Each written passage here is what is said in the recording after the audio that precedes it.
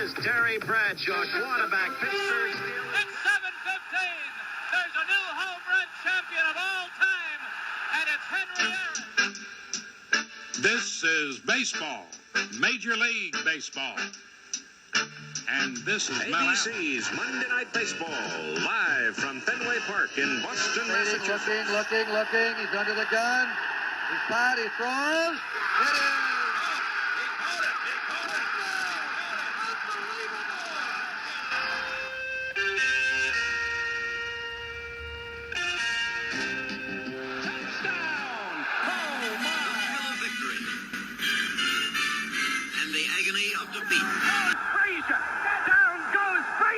It's time for Past Our Prime. April 5th, 1976.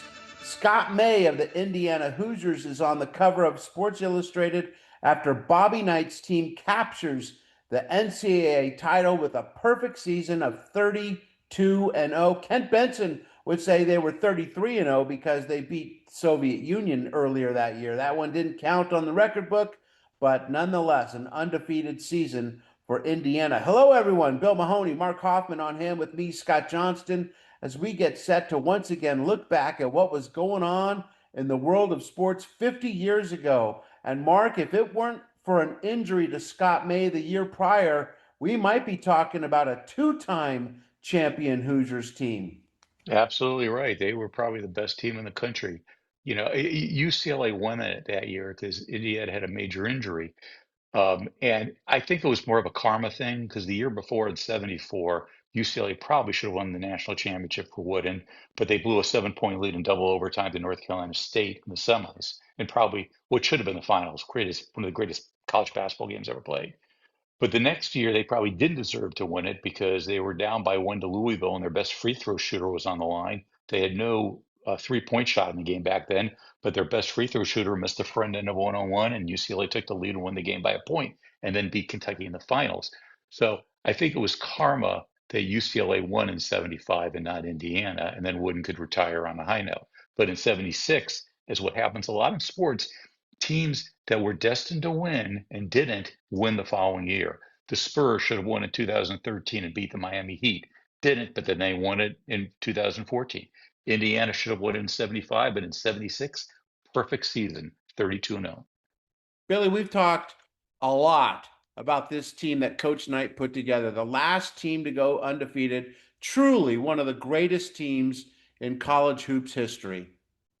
Yeah, because they did what Ken Benson talked about in each interview we talked with him. He mentioned the word team. Everyone played together. No one was concerned about their individual stats. They played because they loved the game and they loved each other, and it showed on the court because anytime they would get down, they tightened up defensively. When they needed to play, there were 2 or 3 guys that could score, and their bench guys would come in and do the dirty work. They were just a great team that Knight put together. Yeah, remember when we talked to Kent Benson last week, and he said nothing against Marquette, UCLA, Michigan. The toughest team we faced all season long were the second 5 on our team. Mm-hmm. So practices were so hard for them, and oftentimes when you practice against really good people, it comes out in the games how well prepared you are. Now, I have lots of people who tell me that this is where I should tell our listeners who our guest is, and you know what? You are right. But oftentimes we record this show before our guest has confirmed they will join us.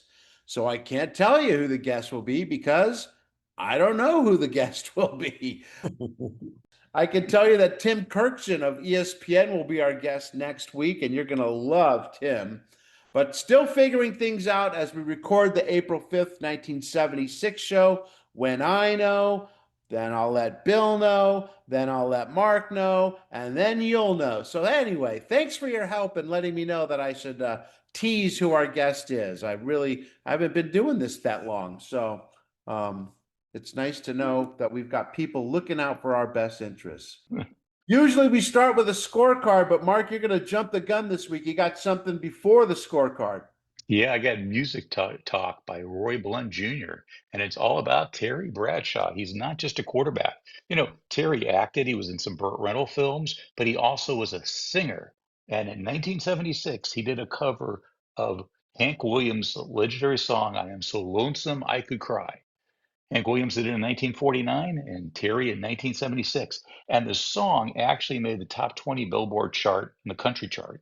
And it made the top 90 or top 100. I think it was 91 in the top Billboard 100 charts for all songs. So Hmm. that's a pretty good accomplishment. You know how hard it is to get a song that much airtime. It is. It is. I I am just going to guess that part of the reason that happened is that he had just won 2 Super Bowls, but That's maybe exactly not. what I was going to say. That doesn't hurt. No, nope, nope, nope, nope. It's all because of the singing abilities. I'm telling you, Yeah. man. Yeah. Yep. And also being in Smoking the Bandit didn't hurt him either. Remember when the Dodgers won the World Series in '81 and we had Jerry Royce on the show and we were talking about them? Oh They yeah. had that song, remember? Yeah. They went on like solid gold and stuff and saying we are the champions. So, Oh my God. but I think Terry's version might have been better. I would hope so.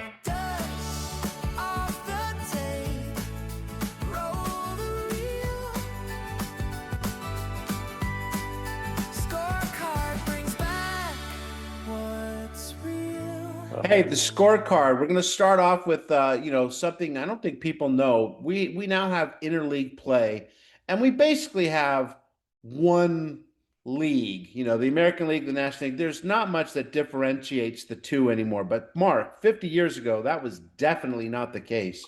Well, people don't realize there was a point in time where the National League had a commissioner and the American League had a commissioner, and they would sometimes butt heads. Now everything's like under, because there's interplay and stuff, everything's under like just the commissioner's office.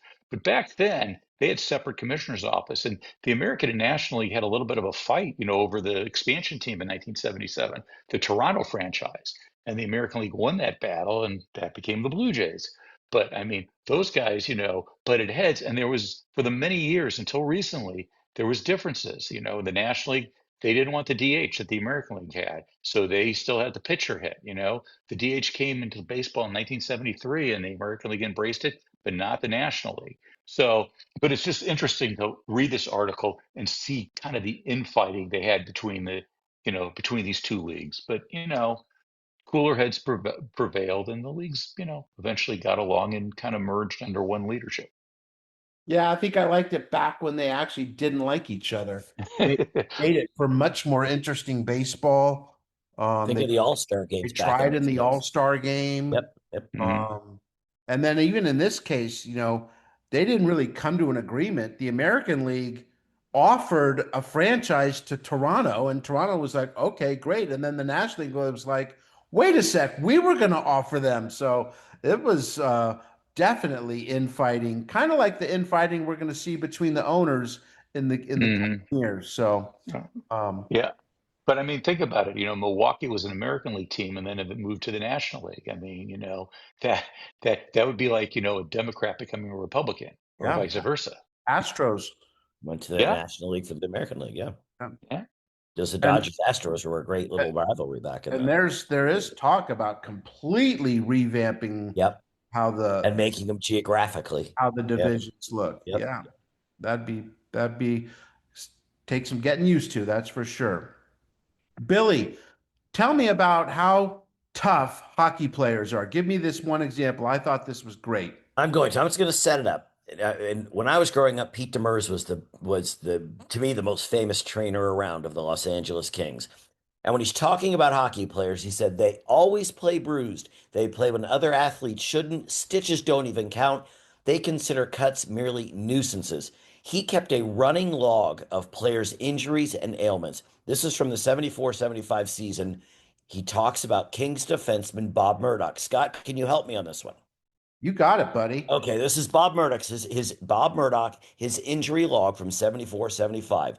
November 2nd, had the flu virus, did not practice. November 3rd, better today, but has sore throat and mouth sores. November 5th, he had a slight contusion of the left quad.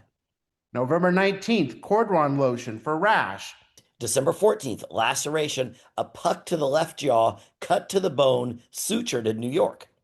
December 20th, medication tablets for rash. January 4th, twisted left knee, sprained MCL, iced, examined by Dr. Lombardo. January 6th, knee x-rayed. January 9th, knee still sore, heat before game, ice after. And then the 19th, laceration, left side of nose sutured by doctor in Montreal. January 26th, those sutures were removed. February 13th, sprained right wrist, tape for practice. February 22nd, he had a fractured nose in a fight, examined by Dr. Carter, sent to the hospital, fracture reduced, cast applied, cleared to play. March 3rd, examined by specialist. Nose looks pretty good. Should wear protective shield while playing. 2 more weeks. March 20th, that shield removed from helmet. March 28th, laceration, left eyebrow, sutured in Vancouver. April 1st, he had a sprained ligament, left elbow, examined in Kansas City, iced. April 6th, laceration on forehead, sutured by doctor in Oakland. April 7th, headache and swelling from laceration, seen by Dr. Curlin. April 10th, sprain right shoulder, ice, painful, checked by Dr. Lombardo.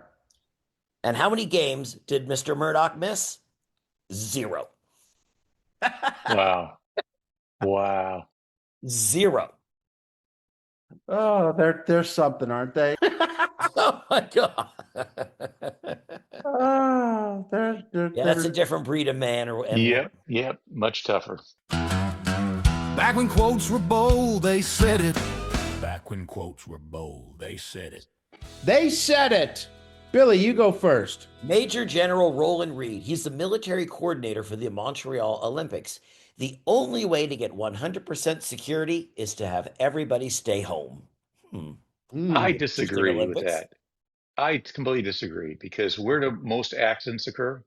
At home. Within Yes. 5 miles of your house. That's right. They're all going to get hurt in their house, slipping in the bathtub. What's that old Stephen Wright comedy thing? He goes, I read where 90% of all accidents happen within a mile of your home, so I moved. Whatever happened to him? I think he's still out there. performing. Yeah. He was so funny. He is funny.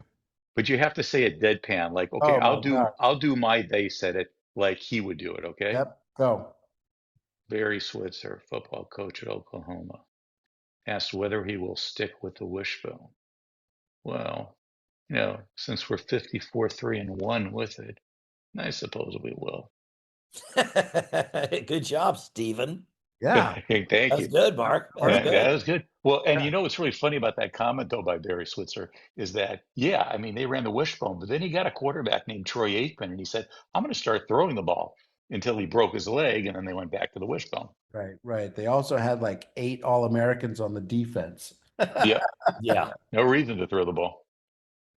Gaius Maecenas, Roman statesman on the Olympic Games. Cities should not waste their resources on expenditure for a large number and variety of games, lest they exhaust themselves in futile exertion and quarrel over unreasonable desire for glory. He said that in 70 BC. And no, it wasn't. How did they know that? It was somewhere between 70 and 78 BC. They're not even sure what year it was. Yeah. Well, the calendars were a new thing back then. How did they know that he said that? Right? Too funny. All right. They got it from Wikipedia. That's how they know. Spoiler alert. Indiana wins the national championship. Yep. No way. Yeah. You got to be kidding me. Indiana makes its point. The Hoosiers men's basketball team defeats the Michigan Wolverines team 86-68 in Philadelphia, completing their quest for perfection after the previous year's disappointment. But Mark, the semifinal game for Indiana, that was the tough one, no? Yeah, well, they were playing UCLA, the defending champs. Now, they had beaten UCLA by 20 points to begin the season at a neutral site. So they were the heavy favorites. And, they were in control of the game. They were up by 8, I believe, at halftime. But one of the key things is they put our guest, Kent Benson, who's been the guest on Past Our Prime, on Richard Washington, who was a big scorer for UCLA. And that was a key. And they ended up winning the game 65-51. And I've told the story many times before. I did not watch the game because I knew they were going to lose. I was at Magic Mountain instead. And it was the right choice. I'm glad you have no regrets. Mark, are No you gonna come out and go to regrets. Magic Mountain with me now? No, but the one regret I did have is Yes. getting that spinning wheel thing where like the floor falls under your feet, That was so fun. and then you feel like throwing up when you get out. No, I which is love how I that feel one. when UCLA loses. I feel like throwing up, or I feel so lonesome I could cry. Go on. That's true. Led by Scott Mace, 26, and Kent Benson with 25 points. He was the tournament MVP. Indiana's disciplined defense and inside dominance took over in the second half after trailing at halftime. Yeah, Bill, second half, this was all Indiana. Yeah, I think it was I'm 98% sure on this. They held him to 32 points and about 35% shooting in the second half. And Indiana was able to pull away and beat Michigan for the third time that year and winning their national championship, undefeated national championship. Yeah, that's what they always say, right? Beating a team a third time is really hard to do. Well, it wasn't so hard for Indiana this time. The title was a major vindication for head coach Bob Knight. He can finally relax, right? Nope. He says, I'm not paid to relax. I'll be on the train tomorrow morning recruiting. And Did he say the train? Yes, he did. He did. golly, what a different world. I'll be on the stagecoach tomorrow, getting to that one I'll be prospect. on the Zoom call recruiting tomorrow. Right. You know, guys, Indiana basketball has been the talk of this show since last December when we first spoke about that season with Kent Benson and Bobby Wilkerson, two of the starting five for that Hoosiers team. Last week, we bookended that interview with Kent by having him on to talk about his great performance against Alabama and Marquette that got Indiana to the Final Four. And now we bring Bobby back to cap off that look back at a season of perfection. The 76 Indiana Hoosiers, the last team to go undefeated in a season. And Bobby Wilkerson, thank you for coming back on Past Our Prime. Oh, thank you for having me. Hey, Bobby, 50 years ago, there's no ESPN, there's no Twitter, there's no social media. Heck, we barely had TV. What we Yep. did have was Sports Illustrated. What was it like for you then and now to have that season covered from start to finish by SI and for you guys to be able to look back at what you guys did because you were the talk of basketball back then? Yes. Oh, it's really good because you got to remember I had such a big family. Most of them weren't even born then. So now they get to see some of the past and enjoy it. And it's a great thing. Scott May was on the cover after you guys finished your season. Tell me a little bit about him as a player and as a teammate. Oh, he was a great teammate. 'Cause I don't know if you know that me and Scott May sat out our freshman year. So we didn't play our freshman year. And so, but he was a great teammate. He was, he's probably was the best scorer that Indiana has ever had. I mean, he was that good. When people hear Indiana Hoosiers men's basketball, they think perfection. When you hear that, what's the first memory that hits you? The first memory that hits me is just how we went about our business, and I think all that was credit was really given to Coach Knight for training us and expecting perfection and in the way we practiced and the way we went about our business. It was really something, and he kept us in line. He kept us in line, whether you believe that or not, but he did. You know, Bobby, I want to go a little back before that. You came out of high school and you were quite the scorer. You were basically a machine there at your high school. Uh-huh. How did you, when you came into Indiana, adjust your role? And how did the team adjust your role from being guys that dominated when you were younger in high school, but also then becoming team players and doing the best for the team when you got to Indiana? Well, I think the way I adjusted was when you sit the bench for a while, you kind of he gets your attention, and it's either his way or the highway. And I had to realize that Coach Knight was not going to change, but I had to change. So I put it on myself to figure out a way to stay on the court. And I knew I could do it, but I had to learn how to do it. I taught myself to play every position, and then also taught myself to memorize every play and option off every play. And so, because that way, if I'm in the game, as God would have it, I jumped center, and then I went to playing guard or forward or wherever I was needed. I knew that I didn't have a problem with Scott and Quinn and Kent being the stars. I knew I was a crucial part of everything we did. So I made that change. Coach Knight was not going to change for me, but I took what he was wanting me to learn, and I took that and I took it to a whole nother level, because that's the only way I got on the court. And it started in practice. It started me doing what I was supposed to do and using my athletic ability along with the fundamentals and bringing them all together to make it work. And then later on, Bobby Knight called you the most valuable player he had ever coached. When you heard something like that, let's say you heard it then and now you hear it now, how does that resonate with you? Oh, it makes me feel good because, I know that he would not just say it to be saying it. He lived it with me, and he was part of me becoming who I am and who I was back then. And I give him a lot of the thanks, because with him being hard on me, it taught me to be disciplined, because I wanted to be disciplined and I wanted to do the best for the team. And I realized I knew every player and how they wanted the ball, what their weaknesses and their strengths. So I did a lot of memorization and homework to put us in a position that I stayed on the floor. And if you ever seen IU play back then, you would see that Quinn Buckner was the one running over to the coach all the time, talking to him. I was never over there. It sure seems like that Coach Knight left a lasting impact on you. What else did he leave with you not just as a coach, but maybe even as a mentor or a friend? Well, more so, we had a great relationship because, he might have got on me my sophomore year, but he taught me that, I have to do it his way, and I had to learn how to do it, because you remember those guys were ahead of me, some guys who had played the year before, and it was just really kind of tough.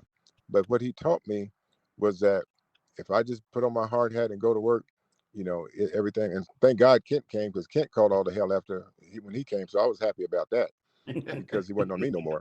But me and Coach Knight have always been good friends. But one thing, Coach Knight, we had a special relationship because he never talked to me in front of the other guys. He would always pull me to the side, no matter what it is. He would take me off one-on-one and tell me things. And he knew I was listening, paying attention, and I was going to execute it. So I really like that about him. We had great relationships all through his tenure, and I really respected him, because hard work do pay off. And if you're willing to learn and be obedient and be disciplined, it can come to pass. And I was a good example of that. People can't see this that aren't watching the podcast, but I do have my Indiana red on here for you. Okay. But keeping on the subject of Coach Knight, what was your first meeting with Coach like, and what was the first impression you got from him?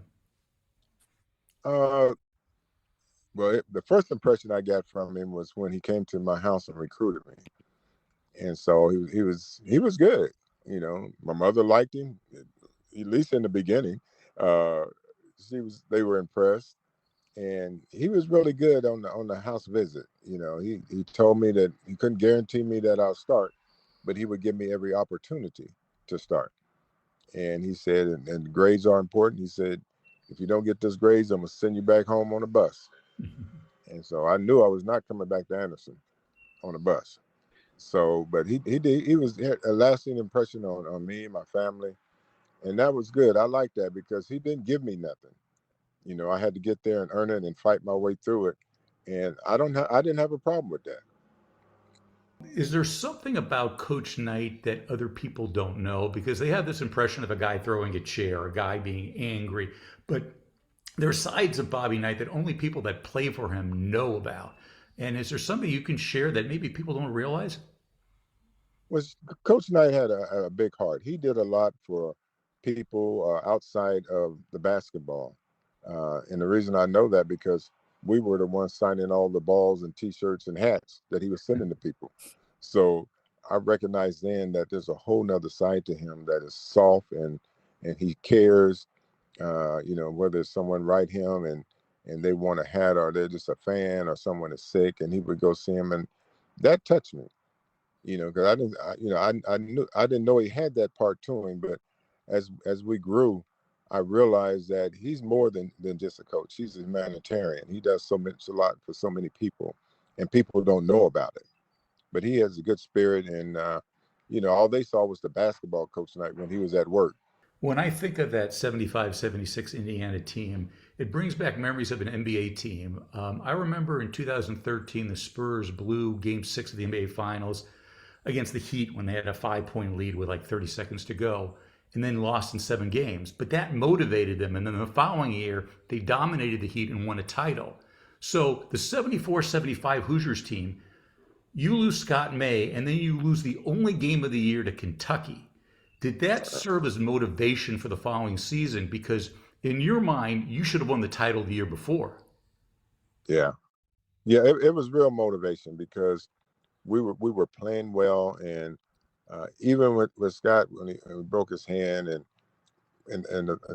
what made it even worse, we still should have won. And so we knew that in our hearts. We knew that Kentucky was not better than us. We knew that the referees let the game get out of hand right from the beginning. And we knew it was a battle, but that motivated us for that following year, because all the players stayed on campus, and we played together and worked together. And so we were motivated then to get ready for this 76 season. We're talking with Bobby Wilkerson, and as Billy mentioned, how good was Bobby at IU? Coach Bob Knight said Bobby Wilkerson was the most valuable player I ever coached. He could guard anyone. As Bobby mentioned kind of briefly in passing, he was, what were you, Bobby, 6'7"? Yeah. 6'7", but he was jumping center against guys who were 7 feet, 7'1". I mean, you must have had some hops, that's for sure. I want to ask you, kind of staying on this Coach Knight thing for a little while. Earlier in this tournament, Tom Izzo of Michigan State got a little bit of heat for what he termed as hard coaching, and that's getting on a player. And I just think back to what you guys had to go through, and they must have, the people now would not know what to make of Coach Knight. But Yeah. in a way, you guys knew that he wasn't getting on you guys just to be a jerk. He was coaching you guys. He was making you better basketball players, and in some ways, better people. Did you guys know that at the time? And looking back now, Kent Benson said last week if he had sons, he would want them to play for Coach Knight. Do you feel that same way about him? Oh, now if I have a son, but I wouldn't want him to play for Coach Knight, because you have to be really strong-willed and strong mind to play for him. Everybody talk about, oh, I could have played there or whatever, but everybody couldn't have played for him, because we lived it, and it was hard, but we figured out a way to make it work, because we wasn't going anywhere. And you got to remember, I never forget, I called my dad one time, and I was frustrated, and I said, Dad, I'm gonna just leave. And my father said, oh, son, you can leave. He said, because the Vietnam War is going on, and you can join up there. And I made up in my mind, oh no, I'm staying here. I'm gonna get through this. That's a different transfer portal right there, Bobby. Yes, You it may not go was. undefeated. Yeah. Yeah, yeah, one loss and you are going home. Yes. you got that. Hey, Yeah. now you might not be going home the way you want to go home. Exactly. Yeah, you're going to permanent home. Yeah. Yeah. So you kind of knew, hey, I got to make the best of this.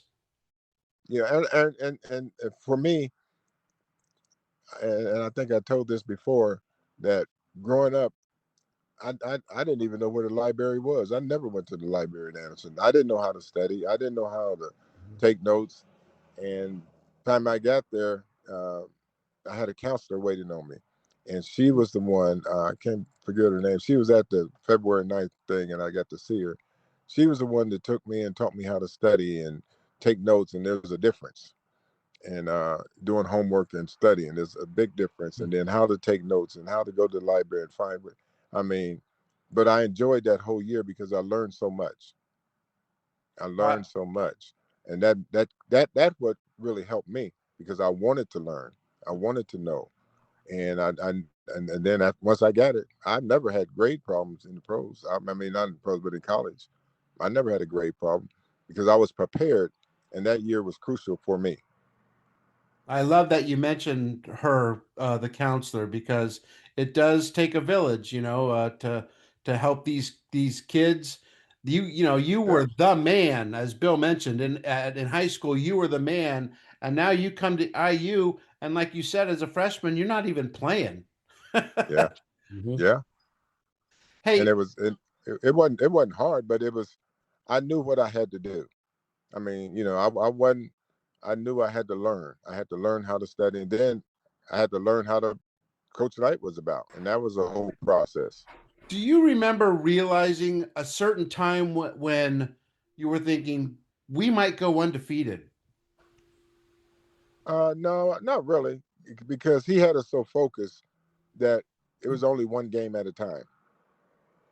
And I do remember, I think it was the Northwestern game at home, and we didn't play well, but we won by 20 points. And he ripped us up and down, and we got in the locker room. He said, "Put your practice stuff on," and we had to go out there. And my parents, my brothers, was waiting for me after the game. People stay around the stands waiting on the family to come out.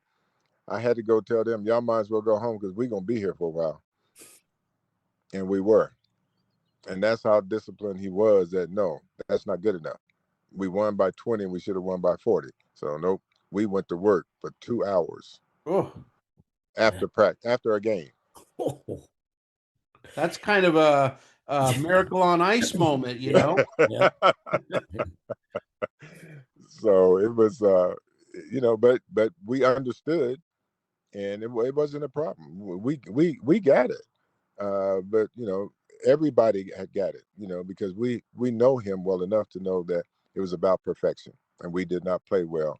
But his expectation he had for us was higher than what we did, and we realized that because we should have beat him by 40. But we just took that to the next one because there's nothing nice about practicing after a game, family up there, and they're rushing everybody out of the gym, and we out there running sprints and diving on the floor. Oh my goodness, he's screaming and hollering. They was like, oh my goodness. They're like, aren't we going to dinner? Well, the thing about that, we stayed there late, and we was all hungry because dining room had closed, and we get back to the room. Next thing you know, about an hour later, the manager is knocking on the door with pizza and Ah. subs, and oh man, I ate good that night. But that was his way of rewarding us because he knew we didn't have anything to eat, and he made sure that we ate. And I give him credit for that. And he's smart enough to know that, we got practice tomorrow. I better feed him tonight. You know, I was going to say something with a crack there, but I'm not going to. Everyone celebrates, obviously, 32-0. It's absolutely amazing. But for you, if you can go back and take me in, what did it feel like mid-season? Because you guys had some rough games against Illinois, Michigan, Purdue. What did that feel like? Was there ever a time maybe you thought, man, this could get away from us? No, not really, because Coach Knight had prepared us, because every day in practice, we practice every situation, at the end of a game, whether it's up 4, down 4, whether we get the ball, whether it's 8 seconds on the clock, whether it's 5 seconds on the clock. We practice every scenario there is. So when we got into that position, we knew that all we had to do was execute, because all the other teams we played, no matter what the score was, they were celebrating like they had won. Mhm. And we always knew the game is 40 minutes. I know that Kent brought this up in the last time we spoke to him. He said there were some tough games in the season, but there was no Uh, tougher team than the second team on IU. How rough was it to play against those guys in practice? it was rough because they knew the plays, and they beat up on us, and we figured out that we're gonna have to stop this, because at the end of the day, Coach Knight is yelling at us and disciplining us for letting them get by or letting them make a play. So, and Wayne Radford was the main one. He just beat me to death And I said, okay, so we made a pact. Okay, we're gonna get them. So we start picking them up full court and wouldn't let them get up, and they getting frustrated. And oh man, it was just something, because now the tides have turned. But the second team was great because they worked us, and they knew that if they do anything that Coach Knight can get on us for, they would do it. And he did. And sometimes I think he did it on purpose just to get on us. But we responded by really going at the second team, and that's why the second team is the most valuable team to us, because they was the one that prepared us. They Now, really helped us prepare. I know that obviously you're a defensive stopper. You can do anything on the court. Was there a player not on IU when you went on the court that you thought, this guy, I've got to shut this guy down, or a guy that maybe gave you some trouble? No, but what I did, I realized we had a heck of a scouting reports, and I paid attention to the film and the scouting reports and the guys who were the scorers on the other team and the rebounders, and I knew the other team's plays better than they did. So we could hop the lanes and call out their plays. But there was a lot of guys who were some great players, but at the same time, I knew how to defend them, whether it was a big man or whether it was a guard. I knew what they liked, what they didn't like, and that comes from studying. Because when we had film sessions, I just didn't watch film with the guards. I had to watch with the centers and forwards. So I'm picking up all the little things, that how they play and what their execution was on offense and on defense. Can they defend, or if a big man is guarding me? We always made it difficult, because whatever position I played, I could always rebound and push it up, and we always had an advantage. I think you talked about this a lot, so I think I know what the answer is going to be. But is the key to what made Indiana so good not just pure talent, but the chemistry you had? I mean, how much is pure talent, and how much is the chemistry of you guys working together? I think that the chemistry is probably 70%. Pure talent is 30. The chemistry was everything. We knew each other. We knew what we had to do and the positions we can put each other in. And but when it come time to look for someone to score, Scott May was the guy we went to. But see, what the people don't know about Scott, if he didn't have that good shot, he would pass it and relocate. And he was a good passer too. But his first job was to score. And we knew that. And so we especially with me and Quinn, we knew how to get him the ball and have him. He'll come off screens, he'll fake and go backwards, but we knew that it was chemistry, even on defense. I knew how to help out. I knew, when they try to bring Kent up to the free throw line and have him guarding on the high, I knew, and I would tell Kent, Kent, just block him out. I'm coming to the boards, because, as a guard, I'm out front, and then once that shot go up, I can release and get there. So, we complemented each other very well. And at certain games, there were certain things I needed to do to help the team. And I looked forward to it, because it was just like, okay, no problem. I got it, coach, and let's go. What does Indiana basketball mean to the state? Because when anyone says the word Hoosiers, immediately I think basketball. I mean, the football team is finally really good now. But when I think Hoosiers, I think Indiana basketball. Oh, it means a lot, because, and especially for, like me and Ken, I'm from Indiana. So we grew up all the way up. And all I did was watch Indiana basketball. And I never forget seeing George McGinnis play in high school, and then seeing him play at Indiana for that 1 year. And it was amazing. Biggest man I ever saw in high school. And then and there was a guy from my hometown, Ken Johnson, who went to Anderson High School, and he ended up going to IU playing basketball on a basketball scholarship. He was the first one from Anderson. And so I knew him really well. So it means a lot. It means a lot to the state. And everywhere I go around the country, I always have Indiana gear on, and they ask the questions, are you from Indiana? And, I tell so many people still recognize what we have accomplished. And I did a lot of traveling, working with kids all over the country. And it's just amazing, the fans that we have around the country. Do you think with the way college basketball has changed now with nil and the transfer portal, do you think we'll ever see another undefeated team in college basketball, or are you guys the last? Well, I think there's a chance because records are made to be broken. We'll see another undefeated team, but you'll never see another 50-year undefeated team. I think that's the difference. Uh, but you look at the teams that were before us; they was undefeated for what, 1 year or 2 years at the most. But what we did is just out of this world. So I just think you'll never see another team with that longevity and with that type of chemistry. Because we set the tone on making it work, and Coach Knight set the tone as a coach. And so many coaches try to be like Coach Knight, and they got fired. You guys beat Marquette, Bobby, and you're headed to the Final Four. And I know you started that season with a big win over UCLA, but you're staring right down the barrel of the gun of that Bruins team that had won about 15 straight national championships. Now you got to go and beat them again. What was the feeling like going up against UCLA in that semifinal game? Oh, it was exciting because we wanted them. We wanted to play them.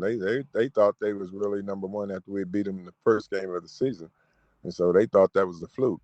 So we was ready for them that second time in Philly. We went right at them from the beginning, and we never let up.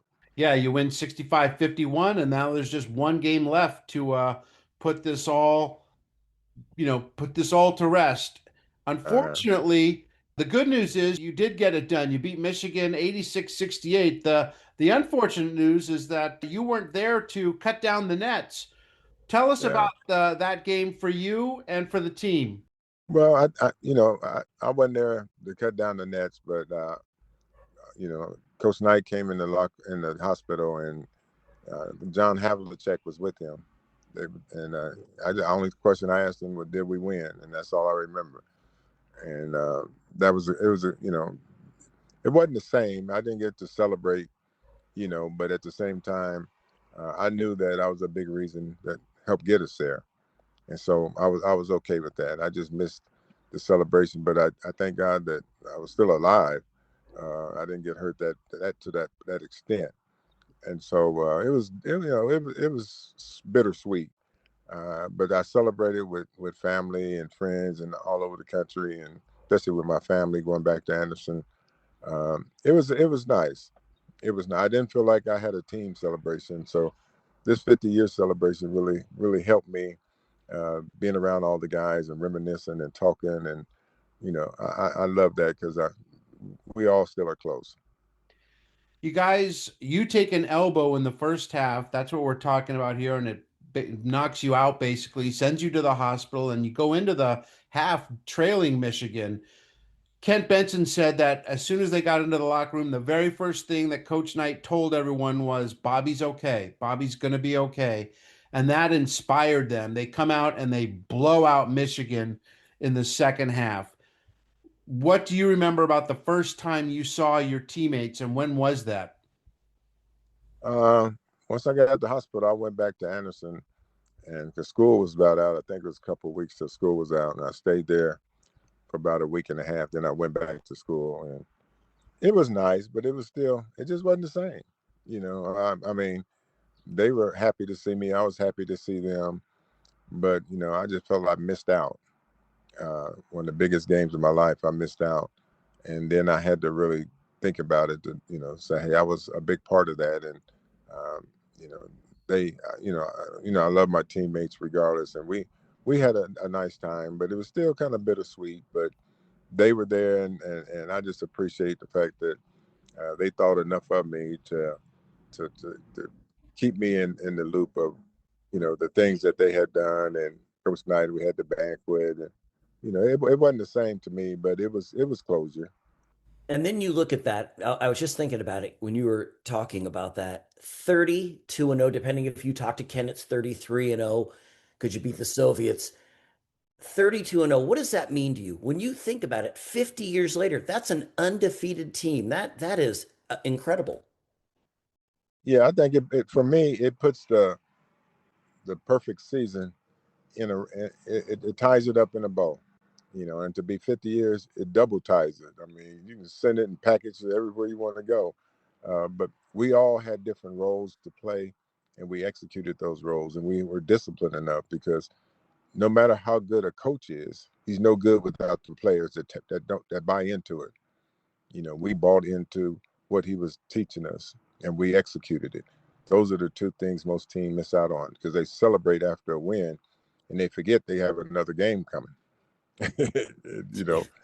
So they don't take it serious, or they just like, okay, well, we're ready. We won last night, and it don't work like that. You have to be prepared, and we were prepared from game to game. So we didn't look at, 32-0. We looked at, okay, let's get the next one, and right away and I tell this all the time.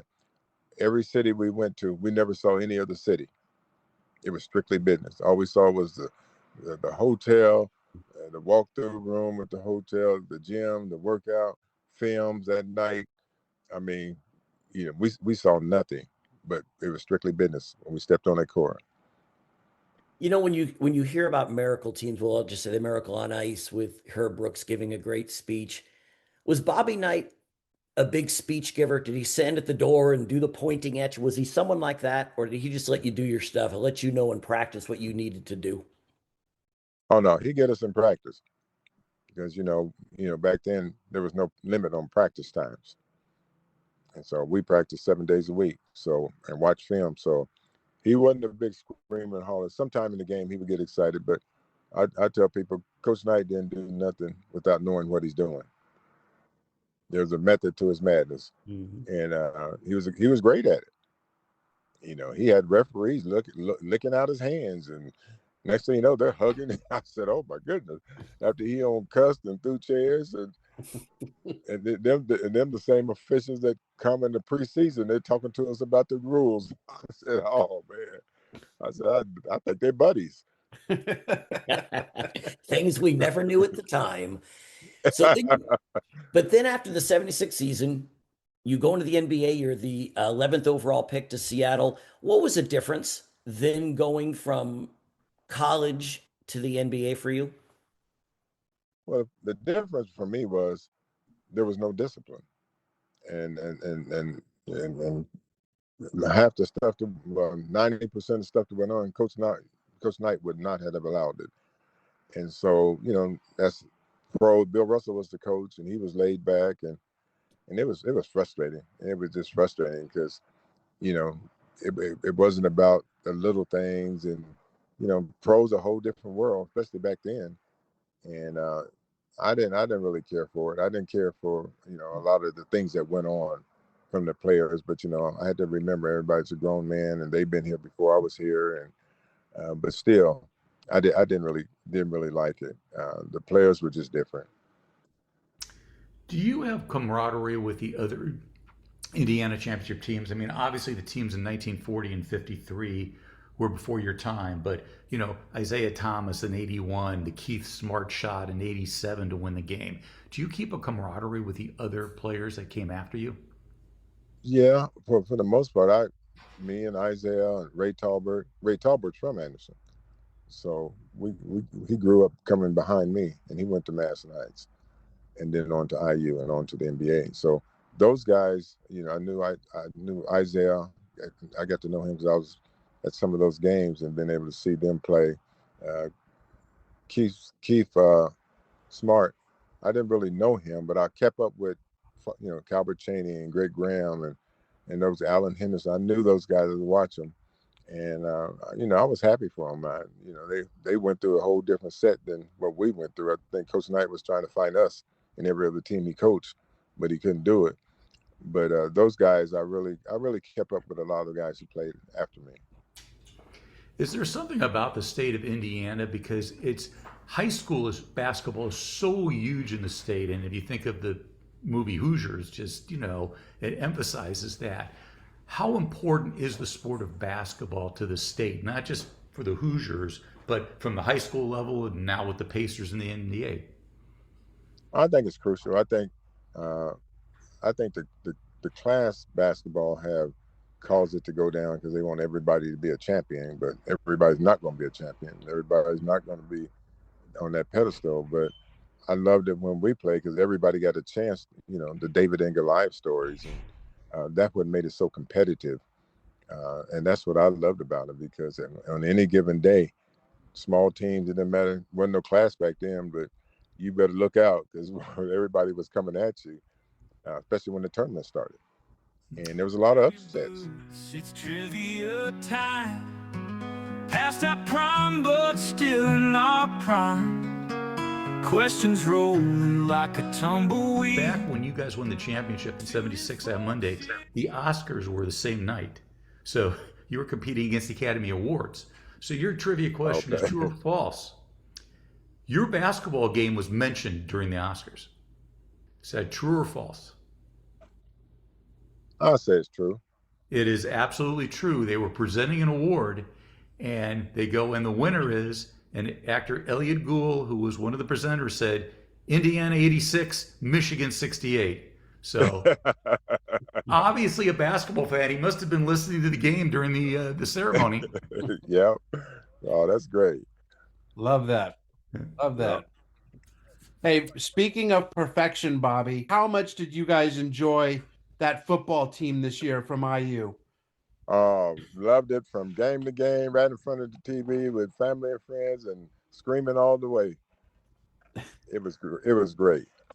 Yeah, you can see when we asked Kent, same thing. You guys I know you're a basketball school, but it was a long time coming for football to do what they did. So that I could see that just lit you up right there. Oh, it did. I was so excited, and oh man, it was, and that coach reminded me a lot of Coach Knight, how he coached and recruited, and it was just a perfect combination. Indiana Basketball Hall of Famer, the 11th pick in the 1976 NBA draft by Seattle, played in the NBA for 7 years. But for our sake, Bobby Wilkerson was the glue that kept that great and historic 1976 Hoosiers team together. Bobby, I know you didn't get to cut down the nets then, but we sure appreciate you cutting down the nets with us 50 years later. We really appreciate your time and getting to know you these last few months. Thank you, Bobby. Oh, thank you. Really appreciate it. God bless. Thank you. Thank you, Bobby. Awesome stuff. Thank you so much. Rookie cards of baseball, basketball, and football stars are iconic pieces of American history, and they have been outstanding investments over the last 50 years. Now, key issues of Sports Illustrated, professionally graded and encapsulated by CGC, have emerged as an exciting alternative to trading cards. ThePit.com is the leading online exchange for investment-grade sports magazines. General Manager Mark Humphreys offers Sports Illustrated first cover editions featuring stars like Kobe Bryant, LeBron James, Michael Jordan, Tom Brady, Patrick Mahomes, Derek Jeter, Ken Griffey Jr., and so many more. And joining us now is the CEO of ThePit.com, Mark Humphreys, an expert in the world of collectibles, who's going to join us every week to tell us about each issue we discuss. And today, Mark, this is kind of odd, I would think. For the second week in a row, it's a player from Indiana basketball. Last week, it was Kent Benson, and this week, Scott May, after Indiana wrapped up a perfect 32-0 season. Tell me about this cover. Well, the first thing is I don't like this cover because it's unattractive. Literally, Scott May, who appears to be at the free throw line, is not the largest figure in the picture. There's presumably a Michigan Wolverine, which was their opponent in the final game, crouching at the low block, ready to get a rebound on the free throw. So I'm very disappointed that Sports Illustrated, in its photographic heyday, couldn't do better than this image. But they did capture the guy who was the star of that game, the title game that capped the perfect season for Indiana. And I was reading up on it. May hit 10 of his 17 shots in the game. He led a second half comeback. His 26 points was the most of either team.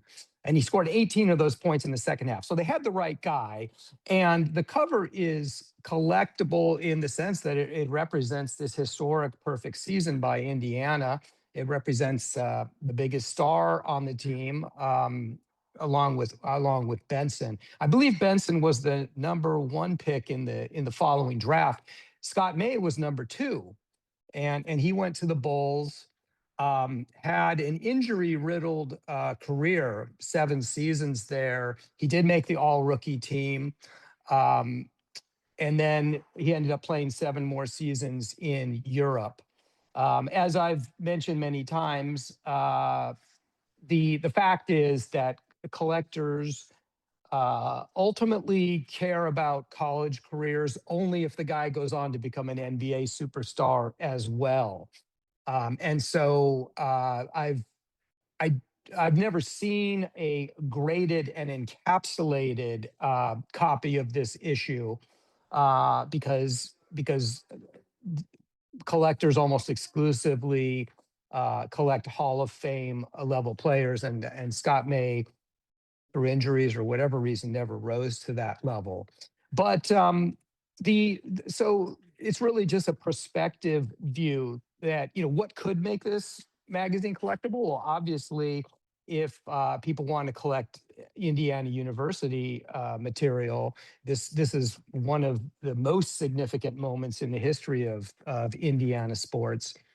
And secondly, there's the possibility that there may be people that are interested in the whole span of NCAA finals experience, real March Madness collectors who might want to have a run of all the champions of the 70s and 80s. We haven't seen that yet, though. So that's essentially the bottom line on this Scott May issue, which is historically significant, but not of much interest to collectors at this point. Only thepit.com offers competitive buy now and sell now quotes on graded magazines online, as well as many of the most popular modern PSA graded rookie cards, including Shohei Ohtani, Lamar Jackson, Joe Burrow, Nikola Jokic, and Steph Curry. Trade sports stars like stocks at thepit.com. Up, down, and all around town, the Long Beach Grand Prix quickly became a major motorsports spectacle, often compared in prestige to the Monaco Grand Prix, drawing about 100,000 fans. But Mark, it wasn't originally called the Long Beach Grand Prix. No, it was actually called the Grand Prix West at Long Beach. And I think this was the 2nd year of its existence. And it started as a Formula 5000 race, which again, someone has to explain that to me, and then became a Formula One race, and then it went to IndyCar, et cetera, et cetera.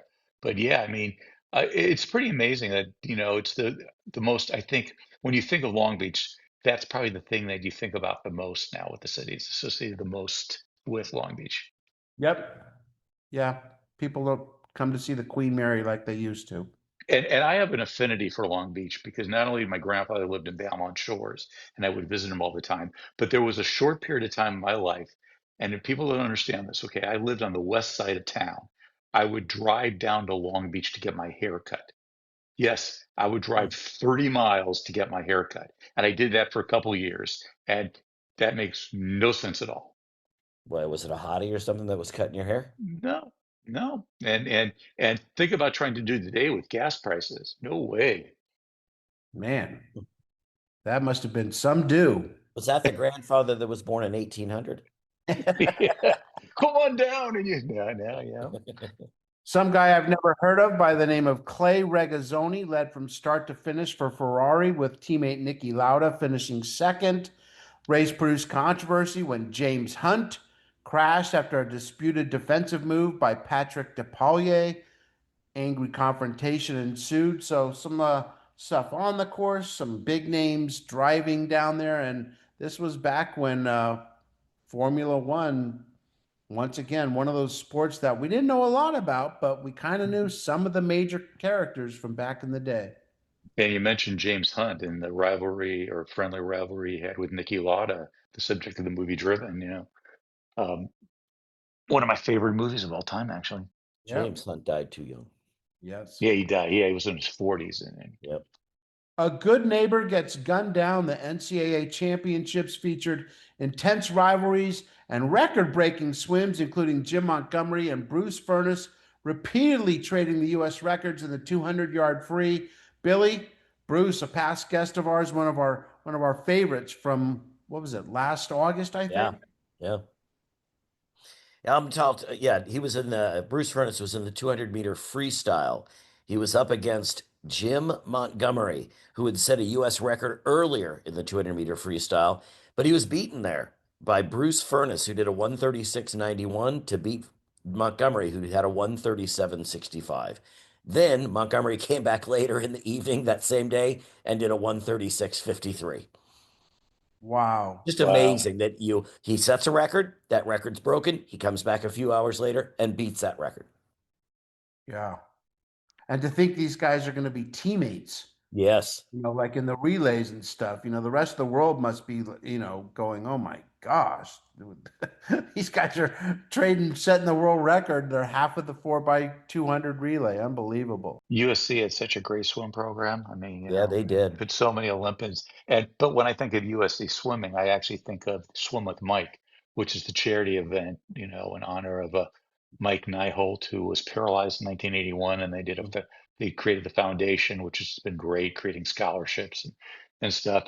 And this podcast drops on April 5th, and on April 11th, if you listen to this before then, they're going to have the 45th annual Swim with Mike. Bill, the 500 free. Now that was the race to watch, wasn't it? Yeah, because Tim Shaw and John Neighbor, they were both obviously they're in the same pool together. Tim Shaw, 500, 419.05. John Neighbor, 419.71. Neighbor had recently set the record at 420.45. The only way that Shaw beat Neighbor in this is because Shaw touched the wall that what is it, 0.66 seconds Yeah. before Neighbor did. That's how close and great these two men were and still are. Absolutely. That sets up potentially another Olympic showdown between Shaw and Neighbor. And speaking of SE, Neighbor was an SE guy, wasn't he? He Yep. was. He was. And by the way, for the information, it is at the USC Aquatic Center, the Swim with Mike. Great.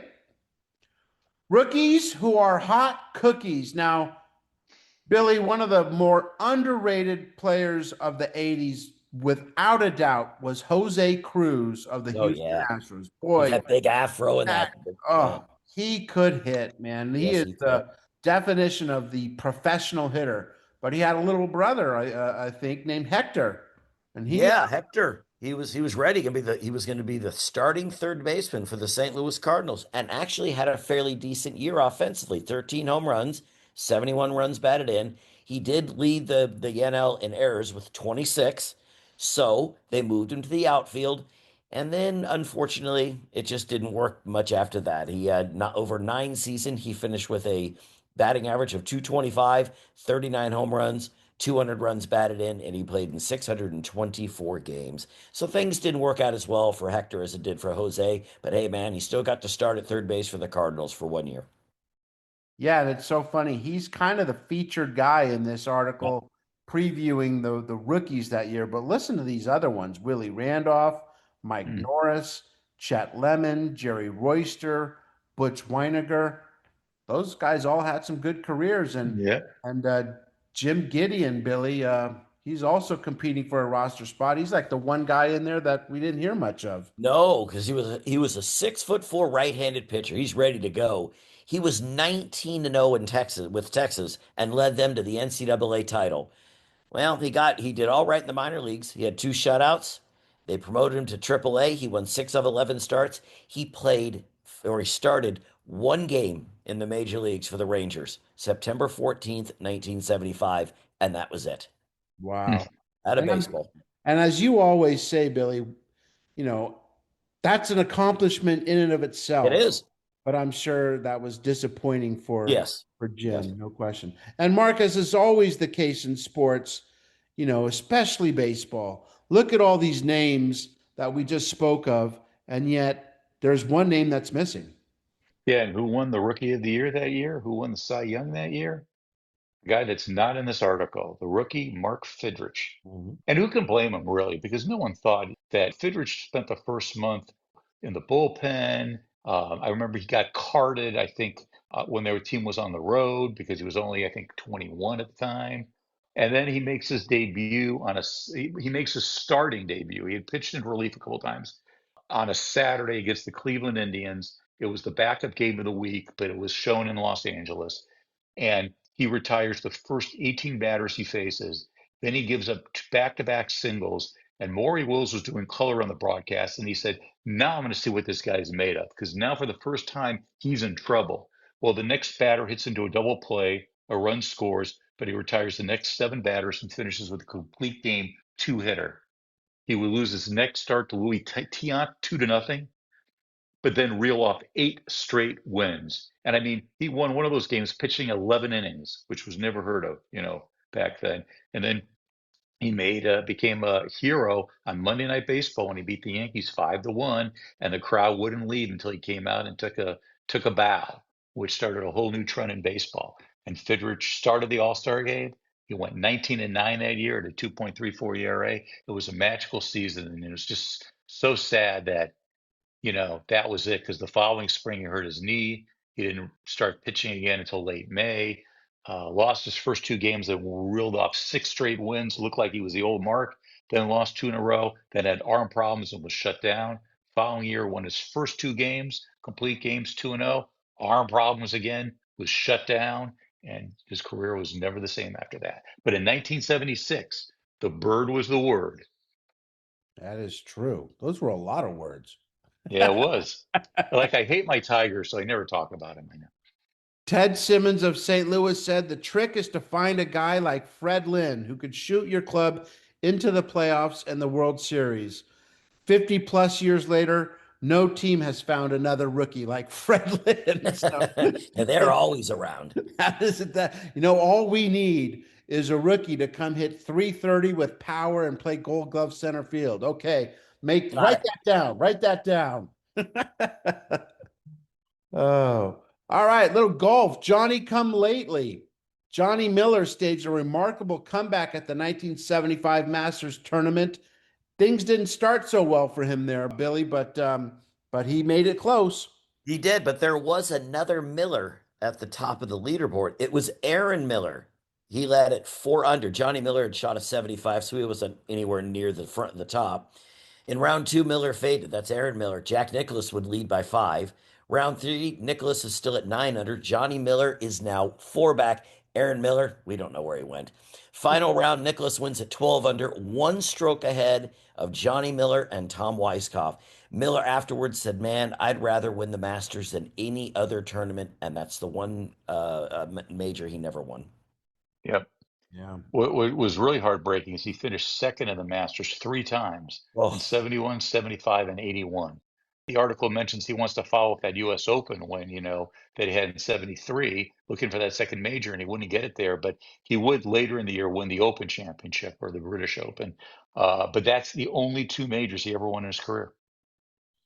And you always think that these guys, when you finish second 3 times, you probably relive that in your mind. Why not on the 7th? Did I not go with that? Or why did I do that? I mean, one time you finish in second, you can go, "Man, I did my best." But 3 times, I would think you beat yourself up on that most of your life, or relive it at least your whole life. Yeah. Yeah, I would think so. He had 6 consecutive birdies to get back in it. I mean, you're 11 shots back after round 1. You're in trouble. But he really surged. And like I mentioned before we got on, Johnny Miller, when we started the show in 1974, what did he win? Like 10 events that year, and like 4 in a row or 5 in a row to start the year. I mean, he was the thing, and they thought he'd be the next Jack Nicklaus. He went on to have a phenomenal career. Don't get me wrong. It just goes to show you that there's a reason we always say this guy, Tiger Woods, is the next Jack Nicklaus. Johnny Miller, the next Jack Nicklaus. There is no next Jack Nicklaus, not yet. He is, that's why he is Jack Nicklaus. Bald facts from the Boston Hacker. Bud Collins became one of tennis's most recognizable voices, serving as a witty, knowledgeable commentator who helped bring the sport to a wider audience during the 70s boom. And Mark, back then and for years to come, many people watched TV not because it was Connors versus McEnroe, but because Bud Collins was calling Connors versus McEnroe. Yeah, anytime I turned on tennis, I saw Bud Collins, that beautiful bald head of his, and the energy and stuff he talked about him. To me, Bud Collins is synonymous with tennis, and I didn't even realize he was actually a decent player in his younger days. But there's a lot of times you watch a sport and you associate the sport with an announcer, and to me, tennis and Bud Collins went hand in hand. Absolutely. He was a writer at the Boston Globe back when they had just an unbelievable um, list of writers there. And then he took that personality and he brought it to TV. Quick wit, playful nicknames for players like Eli Nastasi, Billy. Yeah, he was friends with Eli Nastasi, which not many people could say. But he just went through a story, and it was sort of funny. He said they go to dinner or they go to a meal, and throughout the meal, Nastasi kept saying, "Hey, Collins, look over there." And every time Collins turned his head, Nastasi would put salt in his food, the meat, the coffee, everything. Collins finally caught him when Nastasi tried salting his chocolate mousse. That's the sort of a side of Eli Nastasi you've never heard or people don't hear about. Yeah, and then he went and got his cholesterol level checked and almost died. Yes. Despite fame, Collins remained approachable and grounded. He was famous for calling people hackers, but that just meant someone who wasn't a pro, and he treated weekend players as an important part of the audience. He broke down matches very casually so players um, could feel like they were more normal, just that they made mistakes just like we all did. So he emphasized that tennis should be fun and accessible, and it was just kind of like an everyman's broadcaster that was great for the game of tennis. I don't think that I can recall that they've had someone like him since he retired and then passed away. We also have to mention he was credited with popularizing the tennis term bagel for a 6-0 set. Is that right? Yeah. Ah, I didn't even know. See, I didn't even know bagel was a term in tennis. Yeah. yeah, he bageled him. Oh, I love that. Yeah. Great. TV radio, the way it should be on PBS, Public Broadcasting Service, couldn't compete financially with major networks, obviously, for big sports rights. Instead, they had to be creative with shows like The Way It Was. Yeah, that was hosted by Kurt Gowdy. I bet your friend Dan Roach knows something about this.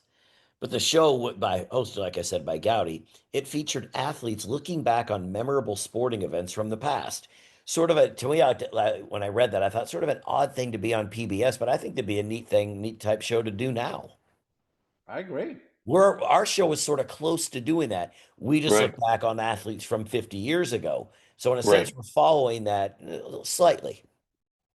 I agree. I mean, obviously I have an affinity for it, but the one thing that sells constantly is nostalgia. I mean, I can't tell you like if like a Johnny Carson clip comes up. Johnny Carson has been off the air for over 30 years. People still adore Johnny Carson.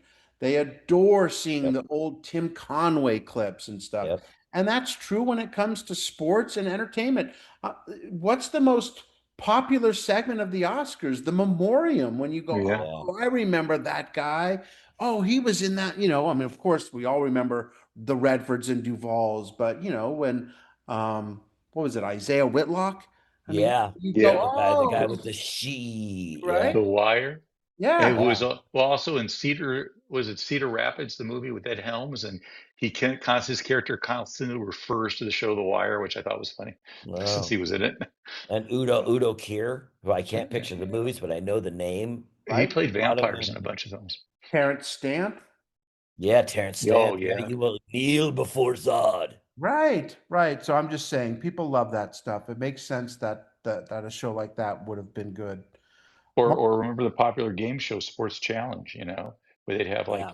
3 members of a past sports team compete against another, 3-member panel of a Yeah, sports team. that was another good show. I agree. College basketball, miss from miss, didn't. Mark, this is about a young gal, and it proves that good things do come in small packages. That's right, because she was 4 foot 11 inches tall, Debbie Brock. And she played at Delta State. She led the Lady Statesmen to 3 straight, and back then it was called the AIAW national titles. And during that during that span, she was 120-9.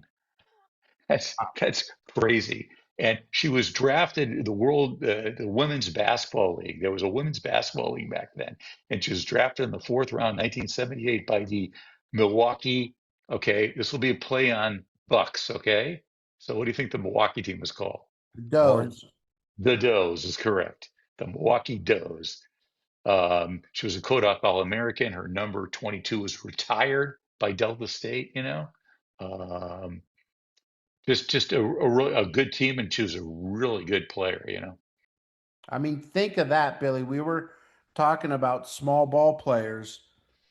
Yeah, 4'11". I mean, that's pretty tiny. That's my sister's size. Isn't that what we had spoken to Tracy Austin and talked about how teeny she was? Debbie Brock was much bigger than her when she was, and she's not 13 years old. I liked what the coach said about Debbie Brock, though. She said, "I carry her around in my pocket." She would have been a great football player because no one would see her behind the offensive line. Yeah. That's so true. Yeah.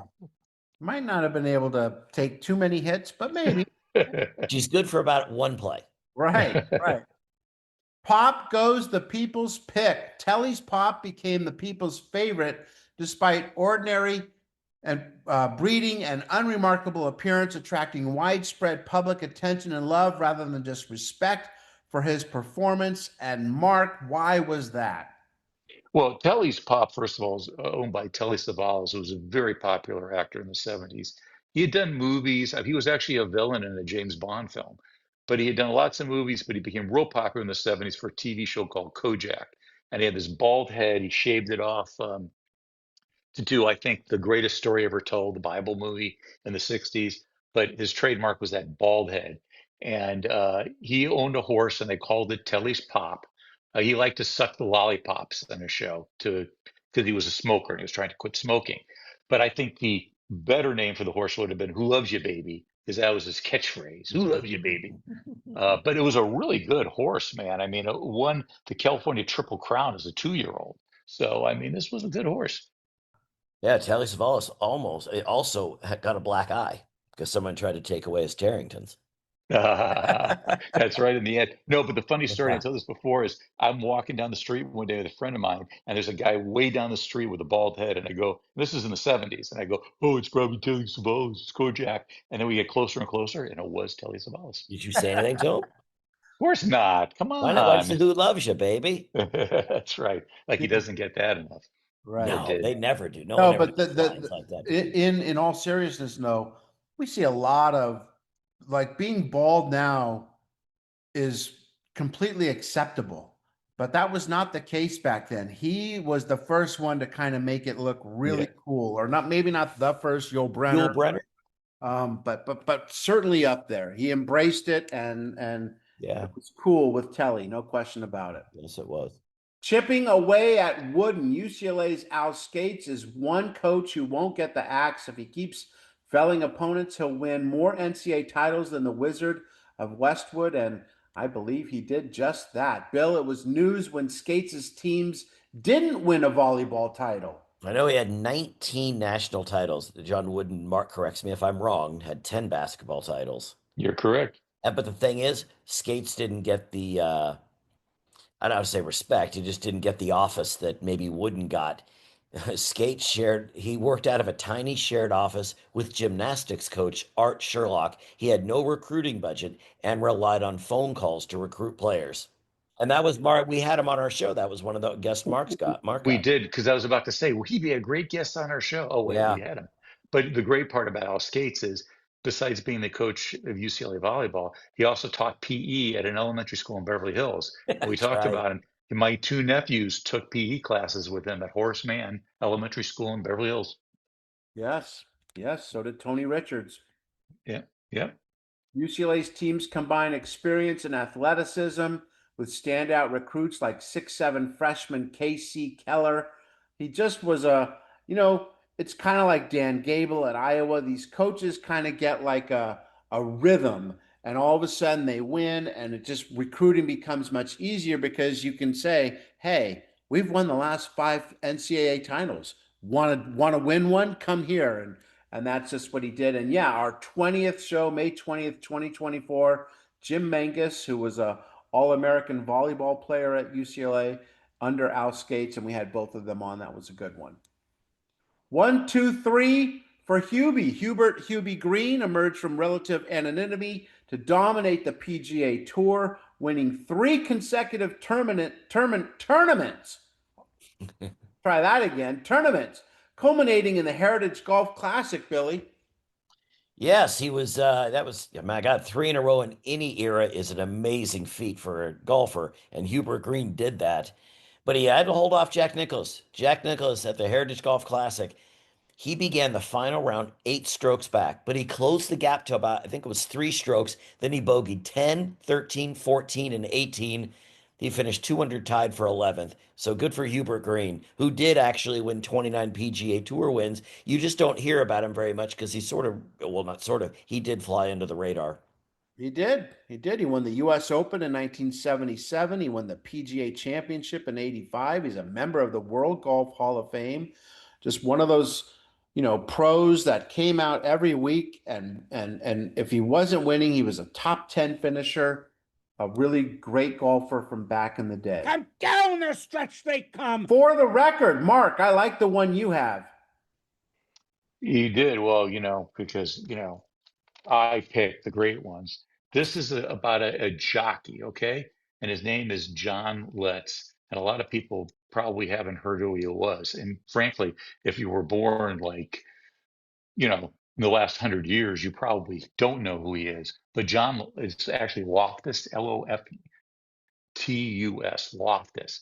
He's 80 years old. He passes away in 1976. But what he's known for, he was the first jockey to win the Triple Crown. He guarded Sir Barton to the Kentucky Derby, Preakness, and Belmont victories back in, ready for this, 1919.